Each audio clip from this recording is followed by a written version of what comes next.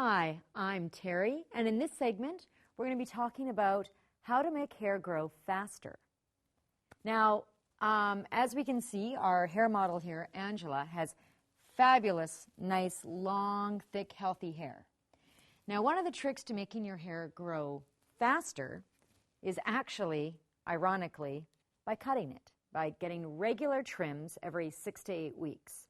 Because if you wait too long in between haircuts, what happens is the bottom gets very brittle and starts to split, and then it'll start breaking off in larger chunks than if you just got an 1/8 to 1/4 of an inch cut every 6 to 8 weeks. That will keep the bottoms healthy.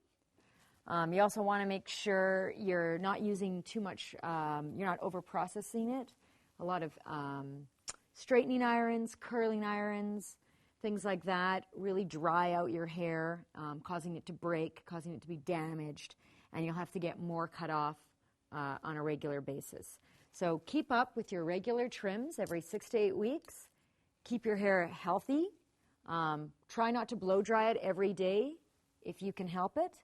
And you should have nice, long, healthy hair, just like Angela's here.